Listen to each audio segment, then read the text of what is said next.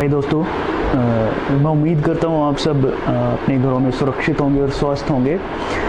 जैसा आप सबको पता है, पूरी दुनिया अब एक बहुत बड़े संकट से गुजर रही है और भारत में भी हम निरंतर इन हालातों से लड़ रहे हैं। और एक बहुत बड़ी आबादी ऐसी है जो इस पूरी महामारी से सबसे ज़्यादा प्रभावित हुई है, और ये वो लोग हैं जो अपने रोज़गार की तलाश में अपने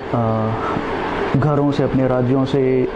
महानगरों में आए थे अपने काम की तलाश में। और इस पूरी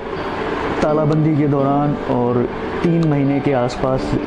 जो सारे काम और बाज़ार रोज़गार सब बंद है, उनकी वजह से सबसे ज़्यादा प्रभावित वही लोग हुए हैं। तो उन लोगों को थोड़ा सा रिलीफ देने के लिए हमने एक प्रोजेक्ट शुरू किया था, प्रोजेक्ट एकजुट। जैसा आप सब समझते हैं कि इस पूरी महामारी के दौरान हम सबको एकजुट रहना है और कोशिश करनी है कि अपने आसपास हम कम से कम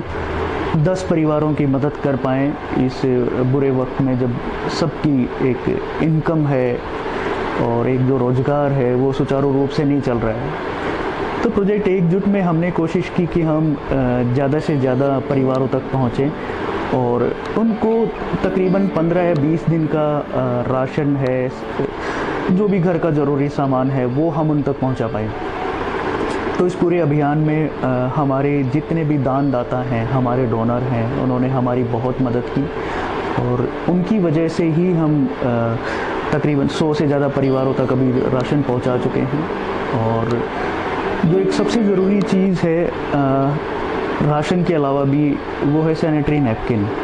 जैसा आप सबको पता है कि हम प्रोजेक्ट पंख, जो हमारा इनिशिएटिव था, जो माने सर के 10 गांव में हमने शुरू किया था, और 10 गांव के सरकारी स्कूलों में हर महीने हमारी तरफ से सैनिटरी नैपकिन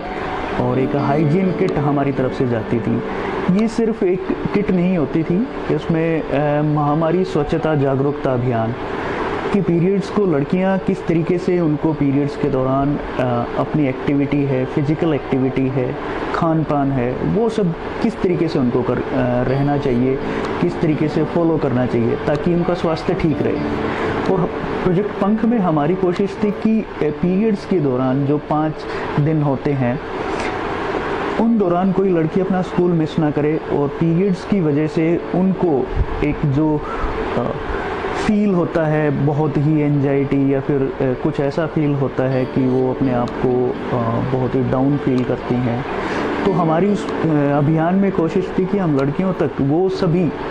महामारी से जुड़ी, स्वच्छता से जुड़ी वो सारी चीज़ें हम उन तक पहुंचाएं, चाहे वो प्रेजेंटेशन के थ्रू है या फिर जो किट हम उनको उपलब्ध कराते थे उसके थ्रू। तो प्रोजेक्ट पंख भी हमारी इस पूरी महामारी की वजह से बहुत प्रभावित हुआ है। स्कूल अभी बंद है, हम प्रोजेक्ट पंख को अभी शुरू नहीं कर पा रहे हैं। तो फिर हमने सोचा कि हम किस तरीके से इन लड़कियों तक ये सारा सामान पहुंचाएं। तो फिर हमने डोर टू डोर कैंपेन करना शुरू किया कि हम लड़कियों को इकट्ठा करने की बजाय, जो कि सोशल डिस्टेंसिंग सरकार की तरफ से एक बहुत अच्छा मैसेज जा रहा है कि कोरोना से बचना है तो हमें 2-3 चीज़ों का ध्यान रखना पड़ेगा, जिसमें साफ़ सफाई और सोशल डिस्टेंसिंग बहुत ज़रूरी है। तो हमने डोर टू डोर वो हाइजीन किट पहुंचाना शुरू किया, जिसमें हमने उत्तराखंड के नारसन गांव में हमने सैनिटरी नैपकिन के साथ में हाइजीन किट भिजवाया, और बर्ड खालसा गांव में जो हमारे बहुत ही उत्साहित स्वयंसेवक हैं, उनके थ्रू हमने तकरीबन 100 परिवारों को सैनिटरी नैपकिन और ये उपलब्ध कराया। लेकिन अभी बारी आती है प्रोजेक्ट एकजुट की। ये समय ऐसा है जब हम सबको एकजुट होके इससे लड़ना है, और इस पूरी लड़ाई में हमें उन लोगों का ध्यान रखना है जो स्वयं से इतने अभी उस स्थिति में नहीं है कि वो बिना रोज़गार भी वो सर्वाइव कर पाएँ। तो हमारी कोशिश है कि कम से कम हम उन लोगों का ध्यान रखें जो इस पूरी महामारी में सबसे ज़्यादा प्रभावित हैं। और एकजुट इनिशिएटिव के अंदर हम सब लोग, हमारे जितने भी स्वयंसेवक हैं, दिल्ली में हैं, उत्तराखंड में हैं, हरियाणा में हैं, हमारी कोशिश है कि हम ऐसे परिवारों की अब भी थोड़ी सी मदद करें ताकि वो इस बुरे वक्त से जब ये बुरा वक्त गुजर जाए और जब सारे रोज़गार और सारी स्थितियां पहले जैसी हो जाए तो इस वक्त की मार उनको ना झेलनी पड़े। तो एकजुट इनिशिएटिव हम लोगों ने शुरू किया लॉकडाउन के दौरान, लेकिन हम अब सोच रहे हैं कि एकजुट इनिशिएटिव को हम लोग कंटिन्यू रखेंगे। और एकजुट इनिशिएटिव में हमने एक बहुत अच्छा एक प्लान किया कि हम कैसे इस इनिशिएटिव को गांव तक पहुंचा सकते हैं। तो हमने सोचा है कि हम अर्बन में यानी कि शहरों में हमारे घरों में बहुत सारा ऐसा सामान है जो हम यूज़ नहीं करते हैं,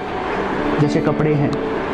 बहुत सारे कपड़े हमारे ऐसे होंगे जो हैंगर में अभी भी हमारी अलमारियों में टंगे होंगे, जिनको महीनों तक हमारी नज़र उस पर नहीं जाती है। और भी बहुत सारी चीज़ें ऐसी हैं जो हमने यूज़ करनी छोड़ दी हैं, यानी कि जो हमारे मन से चली गई, और जो एक बारी हमारे मन से चली जाती है फिर दोबारा हम उस चीज़ को कभी हाथ भी नहीं लगाते हैं, वो हमारे घरों में ऐसे ही पड़ी रहती है। स्कूल बैग हैं, किताबें हैं, कपड़े हैं, स्टेशनरी का सामान है। तो एकजुट इनिशिएटिव के अंदर हमने सोचा है कि हम ऐसे सामान को हम पिक करेंगे, उसको रिसाइकिल करेंगे और उस सामान को हम दूर दराज के गाँव तक पहुँचाएँगे।